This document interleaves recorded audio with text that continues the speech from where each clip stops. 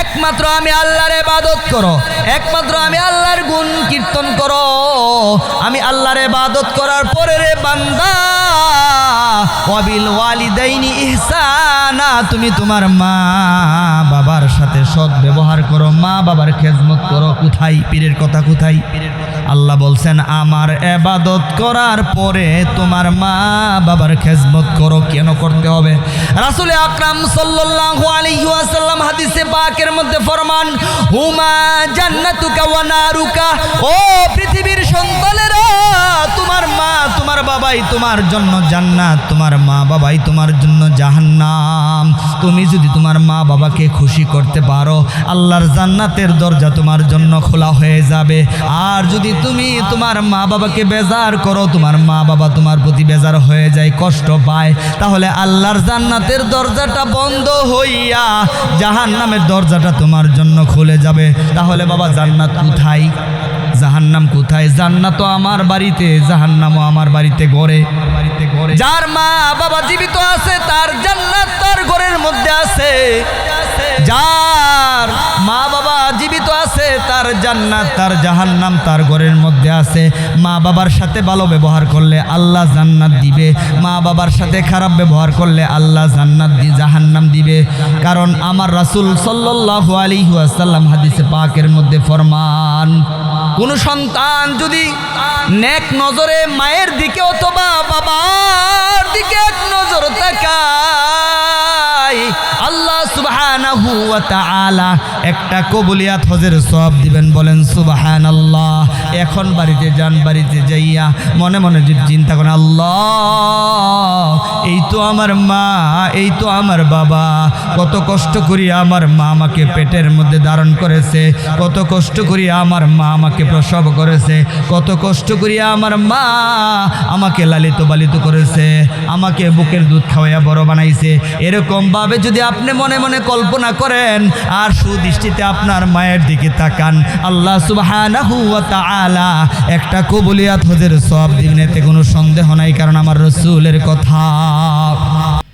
বিভিন্ন প্রাণীরা আল্লাহর জিকির করে, গাছে আল্লাহর জিকির করে, মাছে আল্লাহর জিকির করে, কিন্তু আল্লাহ পাক রব্বুল আলামিন মানব জাতির জন্য নির্দিষ্ট ইবাদত দিয়েছেন। আমি যদি ফজরের নামাজ আদায় না করি হিসাব দিতে হবে, কিন্তু আমার বাড়িতে যেই গরু থাকে, ছাগল থাকে, ওই ছাগলের গরুর হিসাব দিতে হবে না। কেন দিতে হবে না? অন্য প্রাণীদেরকে আল্লাহ তাআলা বুদ্ধি দিয়েছেন, বিবেক দেন নাই। আর মানুষকে আল্লাহ পাক রব্বুল আলামিন বুদ্ধি এবং বিবেক দুইটাই দিয়েছেন। এই জন্যই মানুষের মর্যাদা বেশি। মানুষের জন্য আল্লাহ তাআলা জান্নাত বানাইছেন, জাহান্নাম বানাইছেন। আল্লাহর এক বান্দা জান্নাতে যাবে, আরেক বান্দা জাহান্নামে যাবে তার কর্ম অনুযায়ী। বান্দার জন্য আল্লাহ জান্নাত বানাইছেন, জাহান্নাম বানাইছেন। বান্দা জান্নাতে যাবে, জাহান্নামে যাবে। বান্দা তার বিবেক বিবেচনা করিয়া দুনিয়ার মধ্যে যদি চলে, আল্লাহর বিধান মানে, নবীর তরিকা অনুযায়ী চলে, আল্লাহ সুবহানাহু ওয়া তাআলা ওই বান্দাকে জান্নাত দিবেন। বলেন না সুবহানাল্লাহ। আর যদি আল্লাহর বান্দা দুনিয়ার মধ্যে দুনিয়ার মায়া মোহে পড়িয়া দুনিয়ার দিকে দাবিত হইয়া গুনার কাজে, জিনার কাজে, সুদের কাজে, হত্যা রাহাজানি, মারামারি, কাটাকাটি, পরের মাল হরণকারী হিসাবে যদি থাকে, তাহলে সে তার স্থান হবে ফি নারি জাহান্নাম খালিদিনা ফিহা আবাদা। তার স্থান হবে জাহান্নাম, যেখানে আবাদান আবাদান জিন্দেগি থাকবে, শেষ হবে না। আর ইমানদারের জন্য আল্লাহ জান্নাত দিবেন। ইন্নাল্লাযীনা আমানু আমিলুস সলিহাতি লাহুম জান্নাতুন তাজরি মিন তাহতিহাল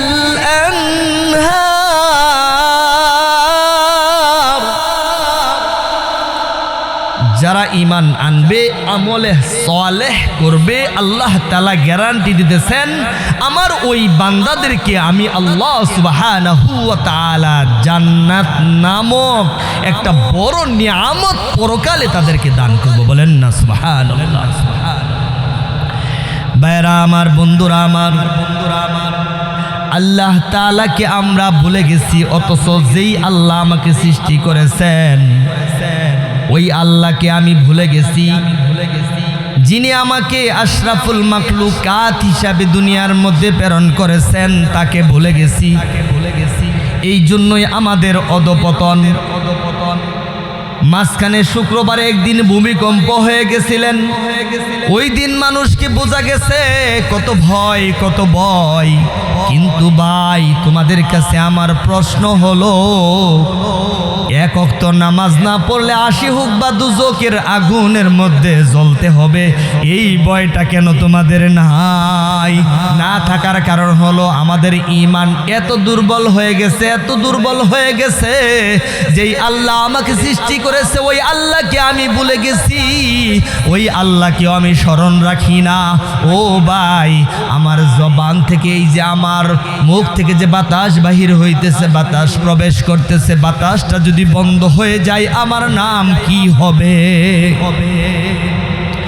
আমাকে আর হাবিবুল্লাহ বলে ডাকবে না, বলবে তার লাশ, তার জানাজার নামাজ পড়তে যাই মসজিদের খাটিয়া আনিয়া গোসল করাইয়া ওই খাটের মধ্যে উঠাইয়া ইমাম সাহেবকে বলবে হুজুর জানাজার নামাজ শেষ করেন। বাড়ির লোকেরা অনেকক্ষণ যাবৎ উপবাস, সবাই ক্ষুধার তাড়নায় কষ্ট পাইতেছে, তাড়াতাড়ি দাফন করেন। ও ভাই, তখন আমার সন্তান বলবে না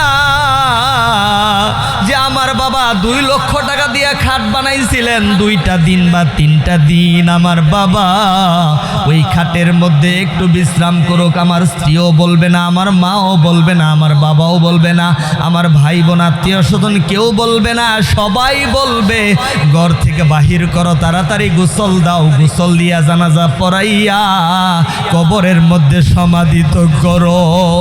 2-3 দিন আত্মীয় স্বজন হাজারি কান্নায় ভেঙে পড়বে, তারপরে আর বাবার কথা স্মরণ হবে না, সন্তানের কথা স্মরণ হবে না, তারপরে আর স্বামীর কথা স্মরণ হবে না, সবাই আমাকে বিদায় করে দিবে। ওই দিন আমি যদি ভালো কাজ করে যাইতে পারি, আল্লাহ পাক রব্বুল আলামিন কবরটা আমার জন্য জান্নাতের বাগান বানায়া দিবে রে বাবা। যেই কবরটা সাপ বিচ্ছুর ঘর, যেই কবরে গেলে থাকে না কোনো খবর। আমার ভাই আমেরিকা আছে, ফ্রান্স আছে, লন্ডন, জাপান, চীন আছে, মুহূর্তের মধ্যে খবর নেওয়া যায়। ভাই যদি অসুস্থ হয় বলবে আমি অসুস্থ, আর যদি সুস্থ হয় বলবে আমি সুস্থ আছি। কিন্তু আমার বাবা অন্ধকার কবরে, আমার মা অন্ধকার কবরে শুয়ে আছে, আমার মাকে আযাবের ফেরেশতায় ধরছে না আল্লাহর রহমতের ফেরেশতায় ধরছে, সেই খবর তো আমি জানি না। কিন্তু আমার আল্লাহ পাক রব্বুল আলামিন কালামে পাকের মধ্যে ঘোষণা করতেছেন, ইয়া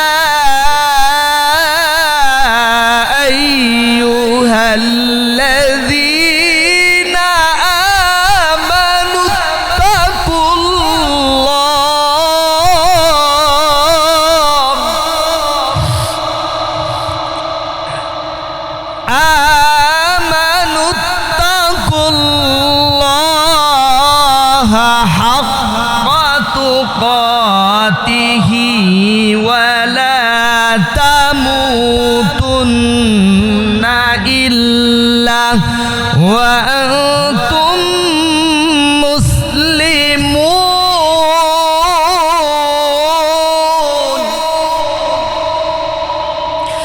আমার বন্ধুরা আমার লক্ষ্য করে শুনবেন, এই আয়াতে কারীমার মধ্যে আল্লাহ তাআলা কত সুন্দর করিয়া বলতেছেন, ইয়া আইয়ুহাল্লাযীনা আমানু, ও হে আমার ঈমানদার বান্দারা, ইত্তাকুল্লাহ, তোমরা আল্লাহ তাআলাকে ভয় করো, হাক্কা তুকাতিহি, ভয়ের মতন ভয় করো, কম্পিত হয়ে যাও, ওয়ালা তামুতুন্না ইল্লা ওয়া আনতুম মুসলিমুন,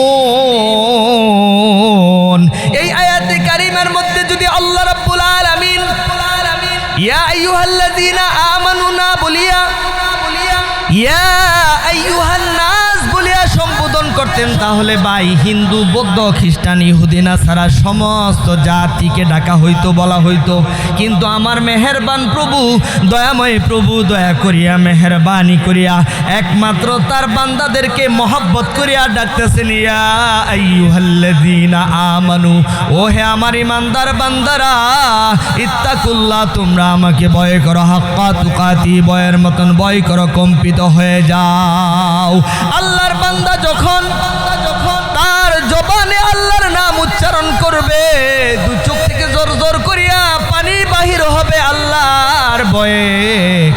যখন তার চোখ থেকে পানি বাহির হবে, আল্লাহ সুবহানাহু ওয়া তাআলা ফেরেশতাদের সম্মুখে ওই বান্দার প্রশংসা করে বলবে, ও ফেরেশতারা, তোমরা বলছিলা আদম সৃষ্টি করার প্রয়োজন নাই, এই যে দেখো আদম সন্তান আমার বান্দা, আমার হুকুম ফরজ, জোহরের 4 রাকাত ফরজ নামাজ আদায় করিয়া, সুন্নত 2 রাকাত নফল নামাজ আদায় করিয়া দুটি হাত তুলে আমার কাছে মাপ চাইতেছে, বলতেছে, আল্লাহ আমি গুনাহগার, তুমি গাফফার, তুমি আমার জিন্দেগীর গুনাহগুলি মাফ করে দাও। আল্লাহ সুবহানাহু ওয়া তাআলা বলেন, ও ফেরেশতারা, এই যে আমার বান্দা 2 হাত তুলিয়া চোখের পানি ছাড়তেছে, মাপ চাইতেছে, আমার করণীয় কি? ফেরেশতারা বলে, রব্বুল আলামিন, আপনি আপনার বান্দাদের জিন্দেগীর গুনাহগুলি মাফ করিয়া দিন। আল্লাহ তাআলা বলেন, ও ফেরেশতারা, সাক্ষী থাকিও, আমি আল্লাহ পাক রব্বুল আলামিন আমার বান্দাদের জিন্দেগীর গুনাহগুলি মাফ করে দিলাম। ভাইরা আমার, বন্ধুরা আমার, এই আয়াতে কারিমার মধ্যে ইমানদার বলিয়া ডাকতেছেন, আবার বলতেছেন ইল্লা ওয়া আনতুম মুসলিমুন, মুসলমান না হয়ে কবরে আসিও না। কত ভয়ের কথা। তাহলে বোঝা গেল ইমানদার হওয়ার পরে মুসলমান হওয়া লাগবে। আর মুসলমান হতে গেলে আমার কি কি করণীয় ভাই? 1 নম্বরে 5 ওয়াক্ত নামাজ জামাতের সাথে তাকবীরে উলার সহিত আদায় করতে হবে। যদি যাকাত ফরজ হয়ে যায় তাহলে যাকাত আদায় করতে হবে। হজ ফরজ হয়ে গেলে হজ আদায় করতে হবে। মাহে রমজানে পরিপূর্ণভাবে 30টা রোজা রাখতে হবে। যদি 29টা হয় তাহলে আল্লাহর হুকুম 29টা পালন করতে হবে। ও ভাই, ইবাদত শুধু শারীরিক না, শারীরিক এবং আর্থিক 2টা ইবাদতই আমাকে করতে হবে। আল্লাহর দরবারে যদি আমার মর্যাদা বাড়াইতে চাই, আল্লাহর নৈকট্য যদি আমি লাভ করতে চাই, আমার 2টা ইবাদত করতে হবে। একটা হলো শারীরিক ইবাদত, আরেকটা হলো আর্থিক ইবাদত। আমার আল্লাহ পাক রব্বুল আলামিন কালামে পাকের মধ্যে ঘোষণা করেন, ইন্নাল্লাহা ইশতারা মিনাল মুমিনিনা আনফুসাহুম ওয়া আমওয়ালাহুম বিআন্না লাহুমুল জান্নাহ। এই আয়াতে কারিমার মধ্যে আল্লাহ তাআলা ঘোষণা করতেছেন, আল্লাহ হলেন ক্রেতা, বান্দা হলেন বিক্রেতা।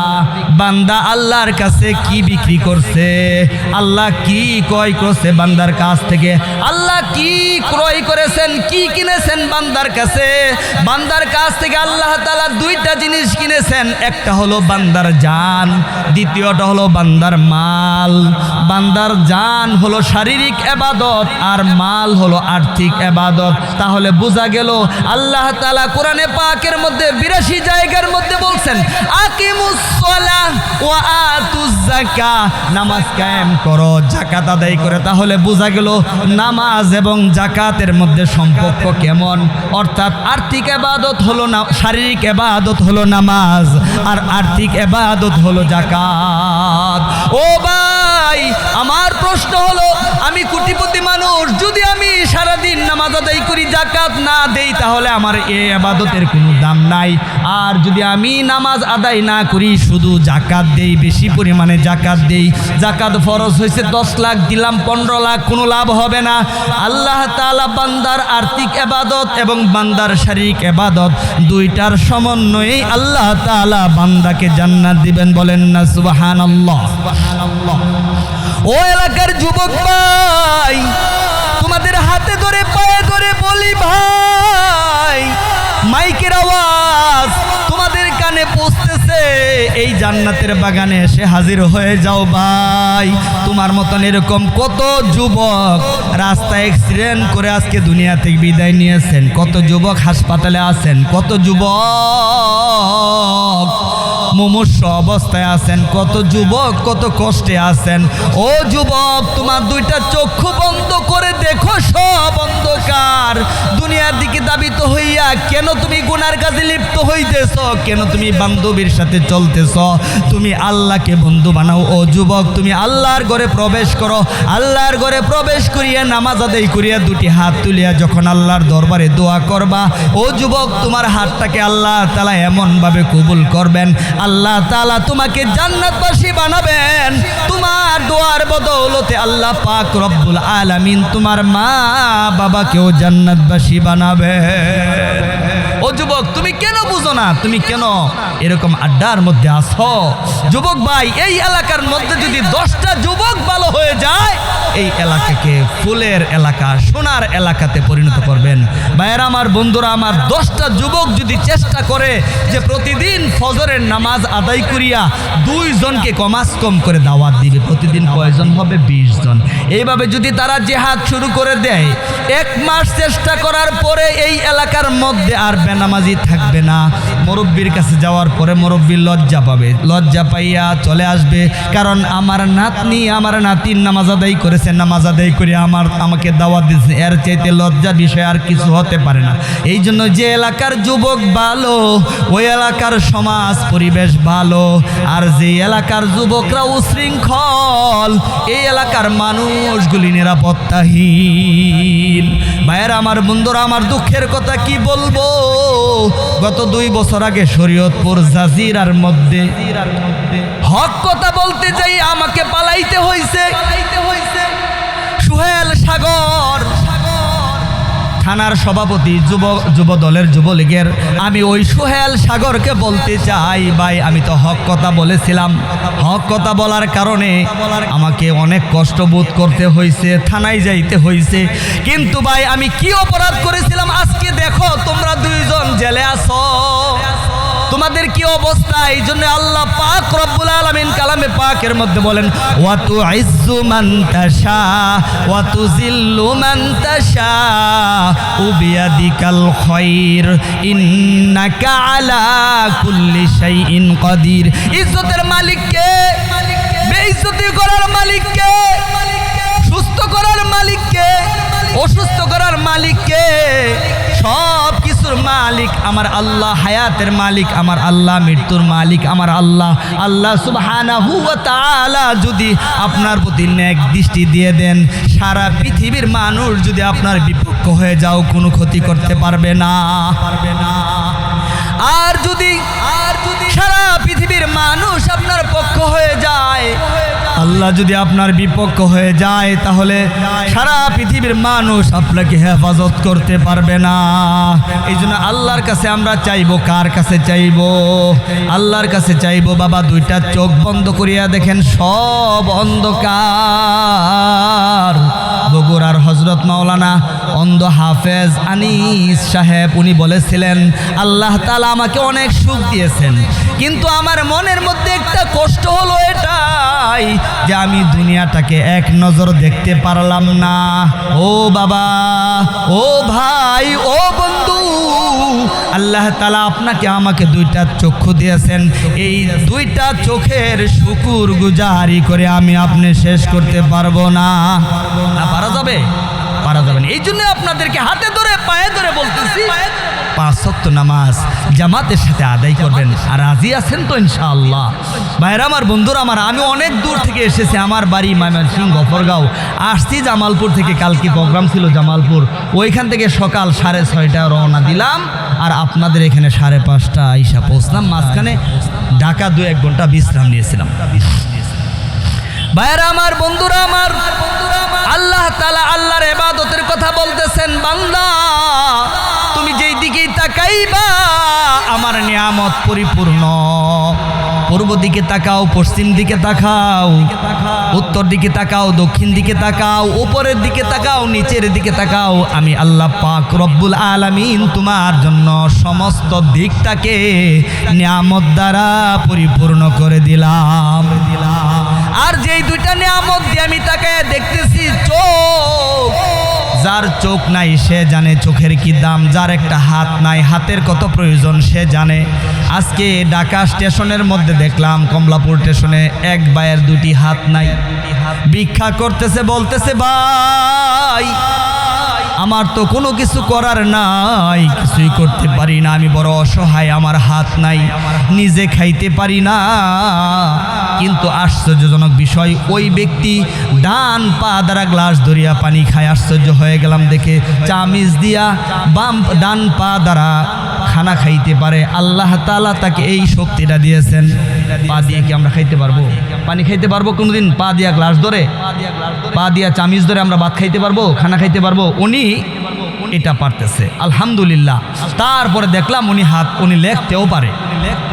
ওনার নাম লেখলো আব্দুল করিম, সুন্দর করে লেখলো। সম্মানিত হাজিরিন, তার কত প্রতিভা! তার দুটি হাত না থাকার কারণে আজকে দুনিয়াতে সে অচল।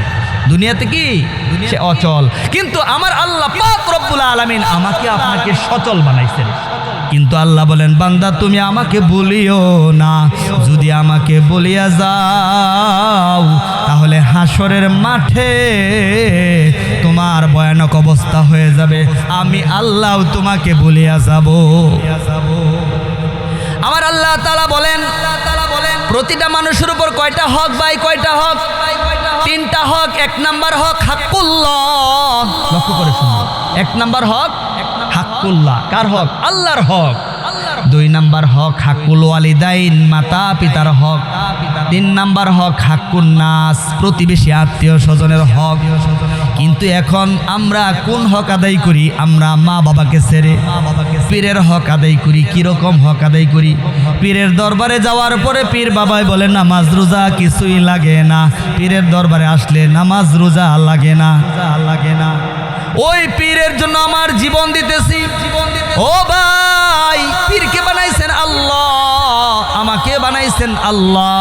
আমার আল্লাহ বলতেছেন, এক নাম্বার হক হলো আমি আল্লাহর হক। এটা আমার মুখের কথা নয়, আল্লাহ পাক রব্বুল আলামিন কালামে পাকের মধ্যে ঘোষণা করেন, ওয়াকাদা রাব্বুকা আল্লা তা'বুদু ইল্লা ইয়াহু,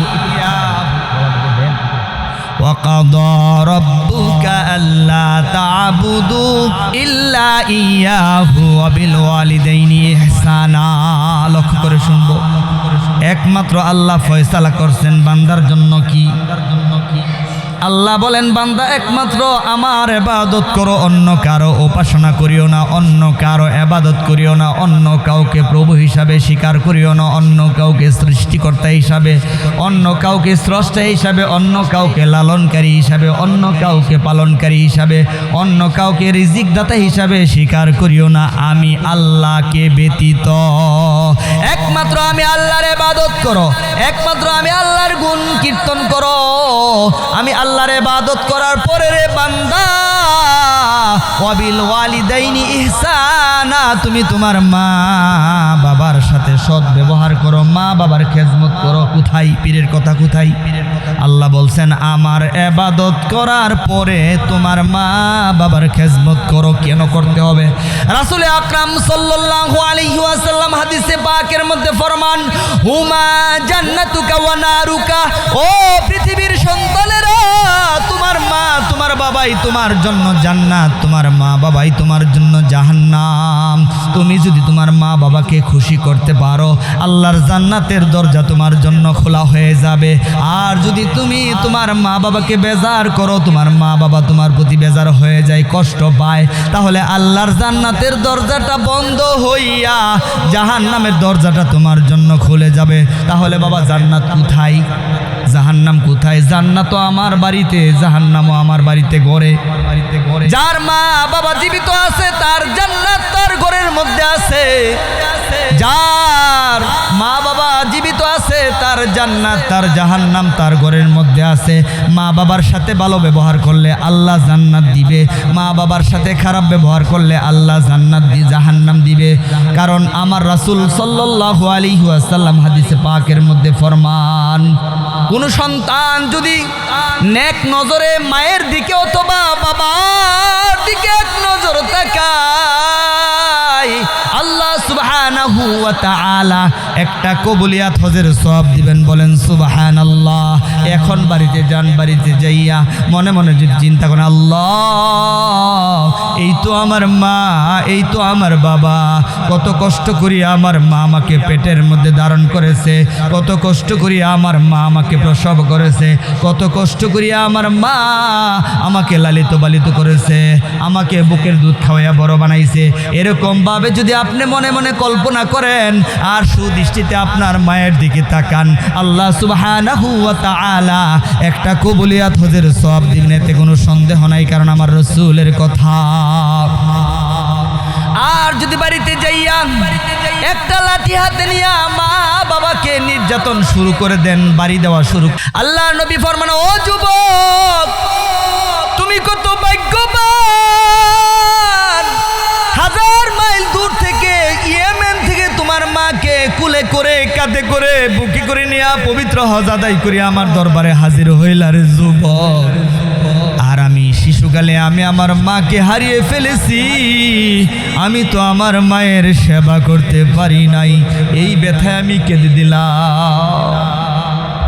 যুবক জিজ্ঞাসা করলেন, ইয়া রাসূলুল্লাহ, ইয়া হাবিবাল্লাহ, আমি আমার মায়ের খেজমত নিয়মিতভাবে করি, কিন্তু আমি আমার মায়ের হক কতটুকু আদায় করতে পেরেছি?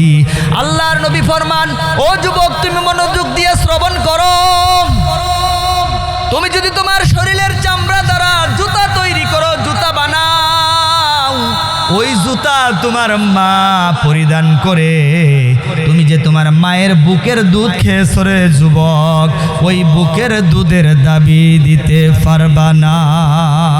এই হলো মায়ের হক, এই হলো মায়ের মর্যাদা। বর্তমান সমাজে যুবক ভাইরা মায়ের সাথে কত খারাপ ব্যবহার তোমরা করতেছ, বাবার সাথে কত খারাপ ব্যবহার করতেছ। আমি বলি এটা মা বাবা দায়ী না, মা বাবা নিজেই দায়ী সন্তানের, মা বাবা দায়ী। এটার জন্য কি যুবক সন্তান দায়ী না মা বাবা দায়ী? দায়ী হলো মা বাবা। আমার মসজিদের এক মুসল্লি কিছুদিন পূর্বে আমার কাছে এসে বলে, হুজুর আমার জন্য দোয়া করবেন যাতে আমি মারা যাই। আমি বললাম মৃত্যু কামনা করা হারাম। সাথে সাথে ওনার জামা খুললেন, পিঠের মধ্যে 3-4টা বাড়ির দাগ। লক্ষ্য করে শুনবেন, সত্য কথা, মাত্র 1 মাস আগের ঘটনা। পিঠের মধ্যে 3-4টা বাড়ির দাগ। জিজ্ঞেস করলাম, বাবা কিসের দাগ? কই হুজুর আপনি তো জানেন আমার একটি মাত্র সন্তান প্রতিদিন তার মায়ের কাছ থেকে 3000 টাকা নেয়। কয়দিন আগে টাকা ছিল না, মা 1000 টাকা দিছে, ওই টাকাটা ছিঁড়ে ফেলে হাতে একটা লাঠি নিয়ে মাকে বাড়ি দেওয়া শুরু করে দিল, আঘাত করা শুরু করে দিল। আমি দৌড়িয়ে এসে বললাম, বাবা তুমি তোমার মাকে কেন মারতেছ? তোমার মা হার্টে আক্রান্ত, ডায়াবেটিসে আক্রান্ত, কিডনির সমস্যা, তোমার মার রক্তচাপ বেশি, তোমার মা তো এমনি মারা যাবে, কেন বাড়িয়া মারতেছ? কেন লাঠি দিয়ে আঘাত করে? তোমার মামার রক্তচাপ বেশি। সন্তানটা লাঠি দিয়ে আমাকে আঘাত শুরু করে দিল। আমি বললাম, চাচা আপনি যেমন ফসল ফলাইছেন তেমন ফল পাইতেছেন। আপনাদের কাছে আমার প্রশ্ন, এই মাঠের মাঝে যদি আম গাছ লাগান তাহলে নারিকেল হবে? যদি নারিকেল গাছ লাগান, কলা আশা করেন কলা হবে? যদি সুপারি গাছ লাগান তাহলে কি আপনার জাম্বুরা হবে বা পেয়ারা হবে? হবে না। আপনি যেই গাছ লাগাবেন ওই ফলেই ওই গাছের মধ্যে হবে। কারণ আমি বললাম, বাবাজি আপনার ছোট ভাইয়ের ছেলে হাফেজ মাওলানা মুফতি আব্দুর রহমান পটিয়া এক মাদ্রাসার মধ্যে শিক্ষকতা করে, কয়দিন আপনার ছোট ভাইকে মেরেছে। চাচা মিয়া চোখের পানি ছেড়ে বলে, বাবা কষ্ট দিও না বাবা, আমার আমার বাতিজা বাড়িতে আসার পরে আমাকে গোসল করাইয়া দেয়, তার বাবাকে গোসল করাইয়া দেয়। দেখেন না আপনি, হাত ধরে আমার বাতিজা আমাকে মসজিদে নিয়ে আসে। এই জন্যই বাবা আপনাদের কাছে আমি করজোর মিনতি করতেছি, সন্তানকে আমরা নষ্ট করি। এখন বর্তমান সমাজে মা সন্তানকে নষ্ট করতেছে। সন্তানের বয়স 6 মাস, সামনে মোবাইল দিয়ে দিয়েছে, কার্টুন দেখতেছে। এই সন্তানের দিমাগ পরিবর্তন হইতেছে। এই সন্তান আস্তে আস্তে আস্তে আস্তে খারাপ হয়ে যাবে। মা বলতেও পারবে না, বুঝতেও পারবে না। অনেক কালকে টেলিফোন আসছে, বলতেছে হুজুর আমার সন্তানের বয়স হলো 2.5 বছর, কিন্তু মোবাইল না দেখে তো খায় না, চিৎকার করে। আমি বললাম তাড়াতাড়ি বন্ধ করেন, আপনার সন্তানকে যদি বাঁচাইতে চান। জিজ্ঞাসা করলাম কতদিন ধরে মোবাইল দেখান? কয় যখন 6 মাস তার বয়স, যখনই কান্না করতো তার সামনে মোবাইল দিতাম, কান্না বন্ধ হয়ে যেত। ওই যে টিকটক বিভিন্ন কিছু দেখাই দেন। সম্মানিত হাজিরিন, সাবধান, সন্তানের সম্মুখে টিকটক দেখায়েন না, তাহলে এই যে এই টিকটক দেখে এই সন্তান আপনার মাথার মধ্যে লাঠি দিয়া বাড়ি দিবে, লাঠি দিয়া বাড়ি দিবে। কারণ আমার আল্লাহ পাক রব্বুল আলামিন বলেন ওয়াবিল ওয়ালিদাইনি ইহসানা, ও পৃথিবীর সন্তানেরা তোমরা তোমাদের মা বাবার সাথে ভালো ব্যবহার করো, ইহসান করো, দয়া করো।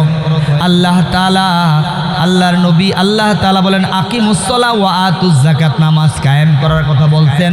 নামাজ কেমনে আদায় করার কথা সেটা আল্লাহ তাআলা কোরআনে কারীমের মধ্যে ব্যঙ্গে চড়ে বলেন নাই। আমার রাসূল বলছেন সল্লু কামা রাআইতুমুনি উসাল্লি, যেরকম ভাবে আমাকে নামাজ আদায় করতে দেখো এরকম ভাবে নামাজ আদায় করো। কিন্তু আল্লাহ তাআলা মা বাবার খেদমত কেমনে করতে হবে, কখন করতে হবে, কিভাবে করতে হবে এটা বলেছেন। ওয়াবিল ওয়ালিদাইনি ইহসানা ইম্মা ইয়াবলুগান্না, যখন তোমার মা তোমার বাবা বৃদ্ধ বয়সে পৌঁছে যায়, আহাদুহুমা একজন, আও কিলাহুমা অথবা উভয়ই, ফালা তাকুল্লাহুমা উফফিন ওয়ালা তানহারহুমা, ও পৃথিবীর সন্তানেরা যখন তোমার মা তোমার বাবা বৃদ্ধ বয়সে পৌঁছে যায়, তাদের মধ্যে একজন অথবা উভয়ই, তাদের সম্মুখে উফ শব্দ পর্যন্ত করিও না, রুক্ষ ভাষায় কথা বলিও না। ওয়াকুল্লাহুমা কওলান কারীমা, আমার আল্লাহ বলেন তাদের সম্মুখে কারীমার সাথে কথা বলো, নর্মতার সাথে কথা বলো, ভদ্রতার সাথে কথা বলো।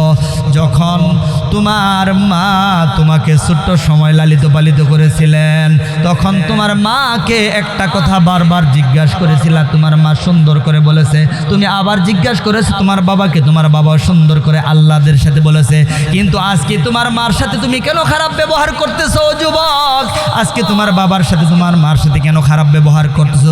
তুমি জেনে রাখবা তুমি জাহান্নামের রাস্তাকে সহজ করতেছো, জান্নাতের রাস্তাকে কঠিন করতেছো।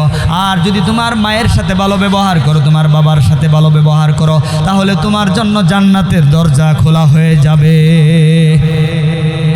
রিদা রাব্বি ফি রিদাল ওয়ালিদি ওয়া সাকাতু রাব্বি ফি সাকাতিল ওয়ালিদি, আমার রাসূল ফরমান যেই সন্তানের প্রতি মা বাবা খুশি, ওই সন্তানের প্রতি স্বয়ং আল্লাহ খুশি। যেই সন্তানের প্রতি মা বাবা বেজার, ওই সন্তানের প্রতি আল্লাহ তাআলা বেজার। তাহলে বুঝেন, আল্লাহ যদি বেজার হয়ে যায় তাহলে কি জান্নাত পাবো নাকি? তাহলে মা বাবা যদি খুশি হয়ে যায় আল্লাহ খুশি হয়ে যাবে, আর আল্লাহ খুশি হয়ে গেলে জান্নাত পাওয়া সহজ হবে। ভাইরা আমার, বন্ধুরা আমার, হাসরের মাঠে এক সন্তান আপনাকে সুপারিশ করিয়া জান্নাতে নিয়ে যাবে। আল্লাহর কাছে বলবে, আল্লাহ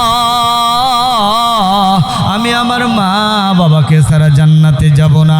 আরেক সন্তান আল্লাহর কাছে বিচার দাখিল করবে, বলবে, আল্লাহ আমি আমার মা বাবাকে ছাড়া জাহান্নামে যাব না। কারণ জাহান্নামে যাওয়ার জন্য আমি দায়ী না, আমার মা বাবা দায়ী। কারণ এটা আমার মুখের কথা নয়, আল্লাহর নবী সাল্লাল্লাহু আলাইহি ওয়াসাল্লাম হাদিসে পাকের মধ্যে ফরমান, ক্বালা রাসূলুল্লাহ সাল্লাল্লাহু আলাইহি ওয়াসাল্লাম,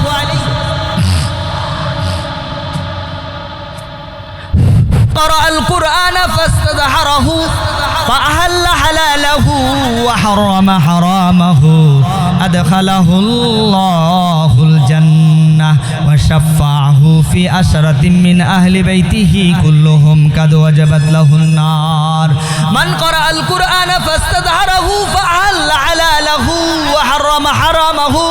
আমার রাসূল হাদিসে পাকের মধ্যে ফরমান, যেই ব্যক্তি কোরআন শিখবে, কোরআনকে হেফজ করবে, কোরআন অনুযায়ী তার জীবনকে পরিচালনা করবে, হালালকে হালাল, হারামকে হারাম যাচাই বাছাই করিয়া চলবে, আমার রাসূল তার পবিত্র জবানে ফরমান, আদখালাহুল্লাহ আল্লাহুল জান্নাহ। আল্লাহ সুবহানাহু ওয়া তাআলা ওই কোরআনের বাহককে, ওই কোরআনের হাফেজকে, ওই কোরআনের আমল করনেওয়ালাকে, সত্য গ্রহণকারীকে অসত্য বজ্রণকারীকে জান্নাতে দাখিল করবেন, এতে কোনো সন্দেহ নাই। কার কথা? আমার নবীর জবানের কথা। যেই নবীকে কাফের বেঈমান মুশরিকরাও সত্যিকার আলামিন বলে ডাকতেন, যে পৃথিবীর মধ্যে একজন মানুষ আছে যেই মানুষ তার জীবনে কোনোদিন মিথ্যা কথা বলেন নাই, আব্দুল্লাহর ছেলে মুহাম্মদ, সে বড় সত্যবাদী, মিথ্যা কথা বলেন নাই। কাফের বেঈমান মুশরিকরাও তাকে ভালোবাসতেন। যখন সে আল্লাহর নবী নবুয়তি পাইলেন, দিনের দাওয়াত শুরু করে দিলেন, তখন তাদের কাছে খারাপ হয়ে গেল। এই জন্যই ভাই সমাজের মধ্যে যখন আপনি ভালো কথা বলবেন, হক কথা বলবেন, তাহলে আপনাকে কেউ দেখতে পারবে না। গানের বিরুদ্ধে যদি সংগ্রাম করেন তাহলে আপনাকে দেখতে পারবে না। জুয়ার বিরুদ্ধে সংগ্রাম করলে, সুদের বিরুদ্ধে সংগ্রাম করলে আপনাকে দেখতে পারবে না। যাকাত দেওয়ার পক্ষে যদি আপনি সংগ্রাম করেন তাহলে আপনাকে ওই সমাজের লোক দেখতে পারবে না। সমাজটা এমন কলুষিত হয়েছে, ওই আল্লাহর নবী সাল্লাল্লাহু আলাইহি ওয়াসাল্লাম বলেন, আদখালাহুল্লাহুল জান্নাহ, অবশ্যই অবশ্যই আল্লাহ তাআলা কোরআনের বাহককে জান্নাত দিবেন, এতে কোনো সন্দেহ নাই। হাদিসের শেষ হাদিসে পাকের শেষ অংশে আল্লাহর নবী ফরমান, وشفعه في عشرة من أهل بيته كلهم قد وجبت له النار। ওই হাফেজে কোরআন তো জান্নাতে যাবে রে বাবা, এতে কোনো সন্দেহ নাই। ওই হাফেজে কোরআন এমন 10 জনকে সুপারিশ করে জান্নাতে নিয়ে যাবে, যেই 10 জনের জন্য জাহান্নাম ওয়াজিব হয়ে গেছে। যে 10 জনের জন্য জাহান্নাম ওয়াজিব হয়ে গেছে, এরকম 10 জনকে হাফেজে কোরআন সুপারিশ করিয়া জান্নাতে নিয়ে যাবে। এখন আমার প্রশ্ন হলো, ওই হাফেজ সন্তান সে মনে মনে চিন্তা করবে, আমি আমার মা, আমি আমার বাবাকে ছাড়া 10 জন নিয়ে যাই না কি করবে? সবার আগে কার জন্য সুপারিশ করে? সবার আগে তার মায়ের জন্য সুপারিশ করবে, তারপরে তার বাবার জন্য। এরকমভাবে 10 জনকে সুপারিশ করিয়া জান্নাতে নিয়ে যাবে। ওই যে বলছিলাম, হাসরের মাঠে এক সন্তান তার মা বাবাকে সুপারিশ করে জান্নাতে নিয়ে যাবে। আমার মুখের কথা না, আল্লাহ রসুলের কথা, আল্লাহ রসুলের কথা।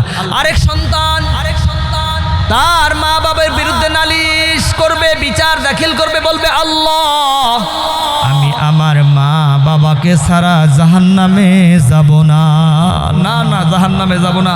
আমার মাকে আল্লাহ আমার সামনে এনে দাও, আমার বাবাকে আমার সামনে এনে দাও। হাদিস শরীফের মধ্যে আসছে, ওই কুসন্তান মা বাবাকে ফুটবল খেলোয়াড় যেরকম ভাবে পা দ্বারা লাথি দেয়, লাথি মেরে মেরে জাহান্নামে নিয়ে যাবে। বলেন না আউযুবিল্লাহ। বাবা জান্নাতি সন্তানের মা বাবা হব না জাহান্নামী সন্তানের মা বাবা হতে চাই? কোন সন্তানের মা বাবা হব? আমরা হাত তুলে দেখাই। আল্লাহ, আমরা এখানে যারা আছি তাদেরকে জান্নাতি সন্তানের মা বাবা হিসাবে আপনি কবুল করুন, আমিন। তাহলে আমরাও জান্নাতে যাইতে পারবো। এক ওয়াকিয়াতের মধ্যে আসছে, হযরত জাকারিয়া সাহেব রাহমাতুল্লাহ মসজিদে নববীতে ছাত্রদেরকে হাদিস পড়াইতেছেন, ইশকাল করতেছেন। ও ছাত্র বাবাজিরা, তোমরা মনোযোগ দিয়ে শ্রবণ করো। এক কবরবাসীদের জন্য আল্লাহর ফেরেশতা নেকি নিয়ে আসলেন, সওয়াব নিয়ে আসলেন। সমস্ত কবরবাসী সওয়াব নেওয়ার জন্য তাড়াহুড়া করতেছে, কিন্তু একজন মহিলা পিছনে বসে আছে, চুপ করে বসে আছে। ওই মহিলা চুপ করে বসে আছে। আল্লাহর ফেরেশতা জিজ্ঞাসা করে, ও আল্লাহর বান্দি, সকলেই সওয়াব নেওয়ার জন্য তাড়াহুড়া করতেছে, তুমি কেন বসে রইলা? আল্লাহর বান্দি জবাব দেয়, ও আল্লাহর ফেরেশতা, আমার তো সওয়াবের প্রয়োজন নাই, কারণ হইল আমার একটা সন্তান অমুক বাজারের মধ্যে ব্যবসা করে, দোকান করে, বেচা কেনার যখন সুযোগ পায়, কাস্টমার যখন না থাকে, আল্লাহর কোরআনে কারীম খুলিয়া তেলাওয়াত শুরু করে দেয়।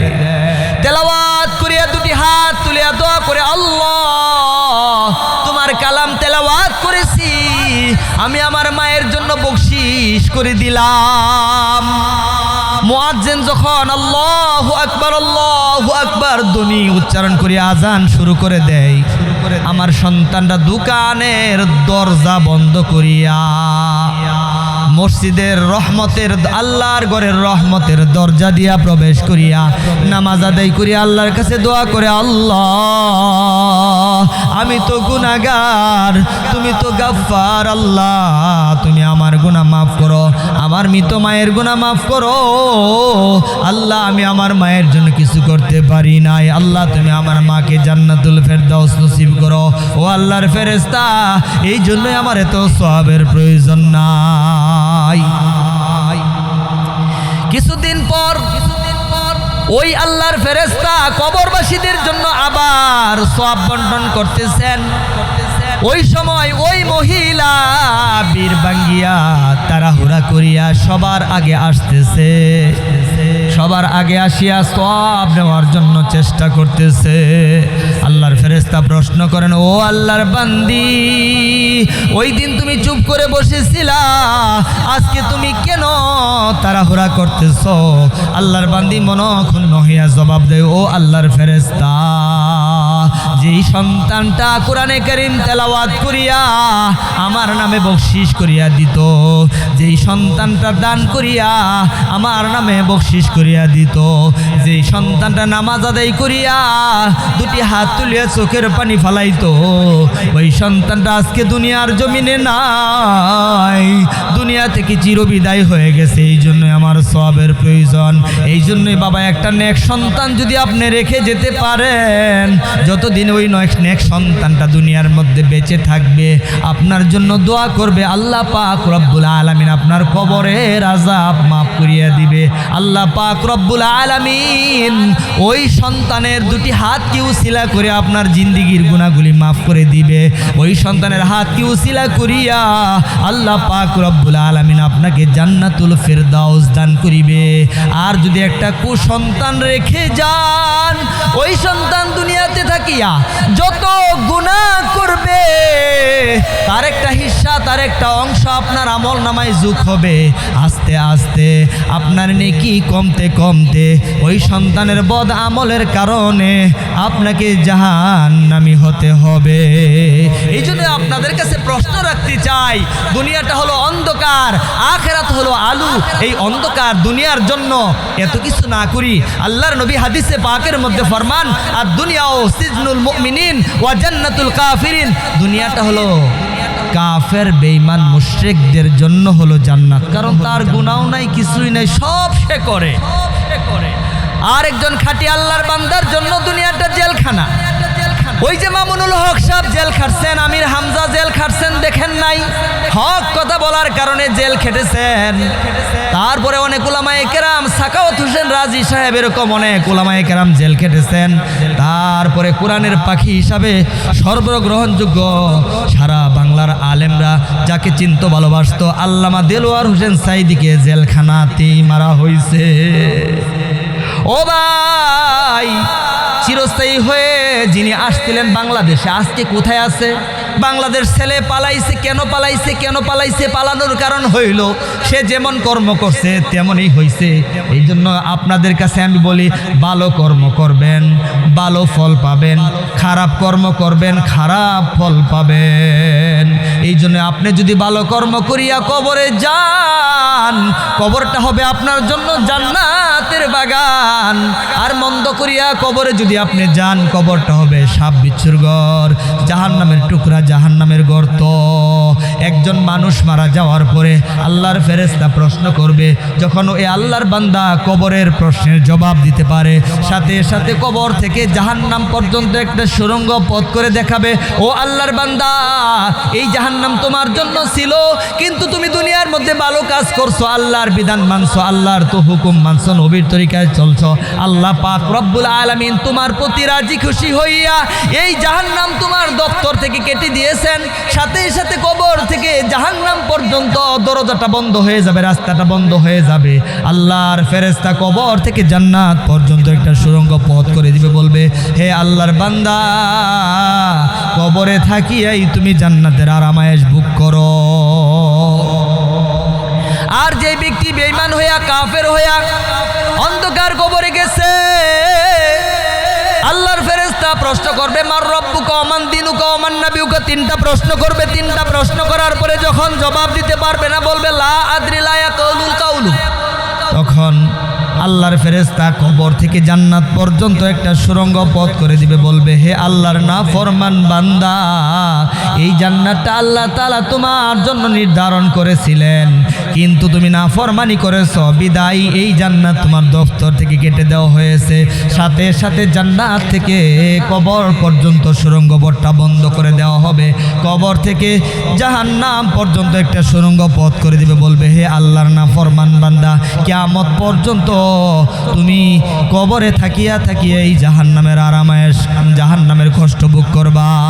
এই জন্য ভাই, আপনি একজন সুদখোরকে যায় প্রশ্ন করে দেখেন, তার মধ্যে শান্তি নাই, লক্ষ লক্ষ টাকা আছে, কোটি কোটি টাকা আছে, শান্তি নাই, ঘুম নাই। আরেকজন দিনমজুর রিকশাওয়ালাকে যাইয়া জিজ্ঞাসা করেন, হোটেলের মধ্যে বসিয়া আলু ভর্তা ডাল দিয়া 3-4 প্লেট খানা খাইয়া ফেলে এবং আরামে সুন্দর করে বারানায় রিকশার মধ্যে বসে ঘুমায়। আর ওই যে কোটিপতি, লক্ষ লক্ষ কোটি কোটি টাকার মালিক সুদখোর, তার কষ্টের শেষ নাই, এত দামি বড়ি খায়, তারপরেও তার ঘুম নাই, শান্তি নাই, ভালো খাবার খাইতে পারে না। আমার এলাকার অনেক বড় একজন ধনী সুদখোর ওই দিন আমাকে বলতেছে, হুজুর কোনো খাবার খাইতে পারি না। আমি তার বাড়ির কাজের লোককে বললাম, ও রহিম, তোমার মুখে কি রুচি আছে? কই হুজুর, বাসি পান্তা যা আছে সব আমাকে দে, সব খাই, 3-4 প্লেট ভাত খাই, কিন্তু আমার বাড়ির মহাজন ভাত খাইতে পারে না, 2 লুকমা ভাত খাইতে পারে না। এই জন্যই আল্লাহর নিয়ামত, আল্লাহ যাকে খাওয়াইবেন সেই আল্লাহর নিয়ামত ভোগ করতে পারবে। কিন্তু যদি আপনি গুনাহগার পাপিষ্ট হয়ে যান, তাহলে আল্লাহর রহমত আপনার উপর থাকবে না, আল্লাহর গজব থাকবে। আর যদি আপনি নেককার বান্দা হন, আল্লাহর খাস রহমত আপনার উপর নাজিল হবে। আমার আল্লাহ পাক রব্বুল আলামিন বলেন, ইন্নামাল মুমিনুনা আল্লাযীনা ইযা যুকিরাল্লাহু ওয়াজিলাত কুলুবুহুম ওয়া ইযা তুলিয়াত আলাইহিম আয়াতুহু যাদাতুহুম ঈমানাও ওয়া আলা রাব্বিহিম ইয়াতাওয়াক্কালুন আল্লাযীনা ইউকিমুনাস সালাতা ওয়া মিম্মা রাযাকনাহুম ইউনফিকুন উলাইকা হুমুল মুমিনুনা হাক্কান লাহুম দারাজাতুন ওয়া মাগফিরাতুন ওয়া রিজকুন কারীম। আল্লাহ মুমিনের পরিচয়, ইন্নামাল মুমিনুনা আল্লাযীনা আমানু, প্রকৃত ঈমানদার কারা? ইযা যুকিরাল্লাহ, আল্লাহর স্মরণে যাদের অন্তরের মধ্যে কম্পন সৃষ্টি হয়, আল্লাহকে স্মরণ করার পরে, এটা আল্লাহ বলছেন, আমি বলি নাই, আল্লাহকে স্মরণ করার পরে যেই আল্লাহর বান্দার দিলের মধ্যে কম্পন সৃষ্টি হয়, বোঝা গেল সে ঈমানদার, সে মুমিন। ওয়াজিলাত কুলুবুহুম, তার অন্তরের মধ্যে দরফর করতেছে। কয়টা বাজে? আচ্ছা 2 মিনিট শেষ করে দেব। তার অন্তরের মধ্যে কম্পন সৃষ্টি হইতেছে। ওয়াজিলাত কুলুবুহুম, তার অন্তরের মধ্যে কম্পন সৃষ্টি হয়ে যায়। ওয়া ইযা তুলিয়াত আলাইহিম আয়াতুহু, যখন তার সম্মুখে আল্লাহর নাজিলকৃত কোরআনে কারীমের আয়াত তেলাওয়াত করা হয়, যাদাতুহুম ঈমানা, তখন তার ঈমানটা বেড়ে যায়। তাহলে মুমিনের পরিচয় হলো কি? আল্লাহর স্মরণে তার দিলের মধ্যে কম্পন সৃষ্টি হয়ে যায়। কোরআনে কারীম তেলাওয়াত করলে তার ঈমান বেড়ে যায়, কোরআনে কারীমের তেলাওয়াত শুনলে তার ঈমান বেড়ে যায়। কিন্তু বাবা, কোরআনে কারীমের তেলাওয়াত তো বন্ধ হয়ে গেছে। ছোট সময় দেখতাম প্রতি ঘরেই কোরআনে কারীম তেলাওয়াত হইতো। এখন হাফেজে কোরআন আমার ভিতরে কোরআন ঢুইকা গেছে, কিন্তু আমি কোরআনের আমল করি না, কোরআনের তেলাওয়াত করি না। আল্লাহর নবী বলেন, শেষ জামানা, ফিতনার জামানা, কিয়ামতের আলামত হবে একটাই, প্রথম প্রমাণ হলো কোরআনের আমল বন্ধ হয়ে যাবে। মোবাইলের আমল শুরু হয়ে গেল, কোরআনের আমল বন্ধ হয়ে গেল। শোয়ার সময় মোবাইল, ঘুম থেকে ওঠার সময় মোবাইল। ও ভাই, আগের মানুষ মানুষ যখন শুইতে যাইতেন তখন সূরা ফাতিহা পড়তেন, সূরা ইখলাস 3 বার পড়তেন, অর্থাৎ এক কোরআন খতম করিয়া শুইতেন। আর এখন একটু টিকটক দেখিয়া খবর দেখিয়া আমরা শোয়া অর্থাৎ ঘুমের দোয়াও পড়ি না, ঘুম থেকে ওঠার সময় দোয়া পড়ি না। কেন? এই যে মোবাইলের কারণে দুনিয়াদার হয়ে গেছি, দুনিয়ার দিকে বেশি মাইল হয়ে গেছি। কিন্তু আমার আল্লাহ বলেন কোরআনে কারীমের আয়াত তেলাওয়াত শুনলে ঈমান যার বেড়ে যায় সে হলো প্রকৃত মুমিন। জাদাতুহুম ঈমানা, তার ঈমান বেড়ে যায়। ওয়া আলা রাব্বিহিম ইয়াতাওয়াক্কালুন, যখন ঈমান বেড়ে যায় তখন আল্লাহর উপর সে ভরসা করে, বিপদে পড়েও আল্লাহর উপর ভরসা করে, শান্তিতে থাকিও আল্লাহর উপর ভরসা করে, অসুস্থ হলেও আল্লাহর উপর ভরসা করে, বিপদে মুসিবতে সব সময় আল্লাহর উপর ভরসা করে। আর আল্লাহ বলেন ওয়াস্তাঈনু বিস-সাবরি ওয়াস-সালাহ ইন্নাল্লাহা মা'আস সাবিরিন। ও বান্দা, তুমি আমার কাছে সাহায্য চাও সবরের মাধ্যমে, নামাজের মাধ্যমে। ইন্নাল্লাহা, নিশ্চয়ই আল্লাহ সবরকারী এবং নামাজ আদায়কারীর সাথে আছেন, ধৈর্য ধারণকারীর সাথে আছেন। যে ব্যক্তি ধৈর্য ধারণ করবে বিপদে পড়িয়া, ওই বান্দাকে আল্লাহ সাহায্য করবেন, ওই বান্দাকে আল্লাহ সাহায্য করবেন, ওই বান্দাকে আল্লাহ পরীক্ষা করিয়াও সাহায্য করবেন। এই জন্য আল্লাহ বলেন জাদাতুম ঈমানা ওয়া আলা রাব্বিহিম ইয়াতাওয়াক্কালুন। কোরআনে কারীমের আয়াত শুনিয়া ঈমান বেড়ে যায় আমি আল্লাহর উপর ভরসা করে। আর আল্লাহ ওয়া আলা রাব্বিহিম ইয়াতাওয়াক্কালুন আল্লাযীনা ইউকিমুনাস সালাতা ওয়া মিম্মা রাযাকনাহুম ইউনফিকুন। যখন সে নামাজ কায়েম করে আল্লাহ পাক রব্বুল আলামিন তাকে উত্তম রিজিক দান করেন। আমার আল্লাহ পাক রব্বুল আলামিন বলেন উলাইকা হুমুল মুমিনুনা হাক্কা, এরাই হলো আমার প্রকৃত মুমিন।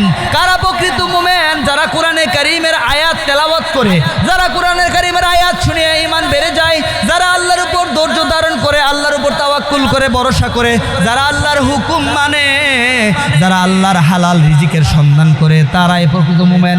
উলাইকা হুমুল মুমিনুনা হাক্কা, এরাই হলো আমার প্রকৃত মুমিন, মুমিন, মুমিন, এরাই হলো ঈমানদার। লাহুম দারাজাতু ওয়া মাগফিরাতু ওয়া রিজকুন কারীম। আল্লাহ তাআলা বলেন আমি তাদের মর্যাদা বাড়িয়ে দেই, আমি তাদেরকে উত্তম রিজিক দেই, আমি তাদেরকে সম্মানিত করি, দুনিয়ার মধ্যে তাদেরকে সম্মানিত করি, পরকালে তাদের জন্য জান্নাত। কে দিবে জান্নাত? আল্লাহ দিবে জান্নাত। সম্মানিত হাজিরিন, এই জন্যই 6টার উপর আমল আনতে হবে, ঈমান আনতে হবে। 6টা বিষয়ের প্রতি ঈমান আনতে হবে। কয়টার উপর? 1 নাম্বার আল্লাহ, 2 নাম্বার ফেরেশতার উপর, 3 নাম্বার কোরআনে কারীমের উপর, 4 নাম্বার নবীদের উপর, 5 নাম্বার তাকদীর ভাগ্য এর উপর, 6 নাম্বার পরকালের হিসাবের উপর, পরকালের উপর। কারণ এটা আমার মুখের কথা নয়, আমার রাসূল বলছেন আমানতু বিল্লাহি ওয়া মালাইকাতিহি ওয়া কুতুবিহি ওয়া রুসুলিহি ওয়াল ইয়াউমিল আখির ওয়াল কদরি ওয়া খাইরিহি ওয়া শাররিহি মিনাল্লাহি তাআলা ওয়াল বাসি বাদাল মাউত। 1 নাম্বার ঈমান আনতে হবে আল্লাহর উপর, 2 নাম্বার ফেরেশতাদের উপর, 3 নাম্বার কোরআনে কারীম আল্লাহর নাজিলকৃত কিতাবের উপর, 4 নাম্বার নবীদের উপর, 5 নাম্বার তাকদীরের উপর, 6 নাম্বার শেষ বিচারের পরকালের উপর। এই 6টার মধ্যে যদি মনে করি যে একটার উপর ঈমান আনবো না তাহলে আমি ঈমানদার না, যদি আমি রাসূলের প্রতি ঈমান না আনি তাহলে ঈমানদার না, কোরআনের প্রতি ঈমান না আনলে ঈমানদার না। এই জন্যই ভাই 6টার উপর পরিপূর্ণ ঈমান আনতে হবে। আল্লাহ সুবহানাহু ওয়া তাআলা আমাদেরকে 5 ওয়াক্ত নামাজ জামাতের সাথে তাকবীরে উলার সহিত আদায় করার তৌফিক দান করুন। ও চরকাচি কাটা মোল্লাবাড়ি মসজিদুল আকসার এলাকাবাসীর উদ্যোগে যে মাহফিল হইতেছে, ও মোমেন ভাইয়েরা, আপনাদেরকে হাতে ধরে পায়ে ধরে বলতেছি যে আজকে থেকে ওয়াদা করেন যে 5 ওয়াক্ত নামাজ জামাতের সাথে আদায় করব। আপনি নামাজ আদায় করেন, নামাজ আদায় করি আপনার স্ত্রীকে পরের দিন থেকে আস্তে আস্তে বলেন, নিজে না করে পারবেন না, আপনার সন্তানকে বলেন আস্তে আস্তে নামাজি বানান। ইনশাআল্লাহ এই এলাকার 10 জন যুবক তৈরি করেন, 10 জন যুবককে নামাজি বানান। এই 10 জন যুবক দাওয়াত দিতে দিতে সমস্ত এলাকাবাসীকে ভালো করে দিবে। আল্লাহ তাআলা আপনাদের উপর খাস রহমত নাজিল করুন। আল্লাহ তাআলা আপনাদেরকে জান্নাতের মেহমান হিসেবে কবুল করুন। ওয়া আখিরু দাওয়ানা আনিল হামদুলিল্লাহি রাব্বিল আলামিন। আসসালামু আলাইকুম ওয়া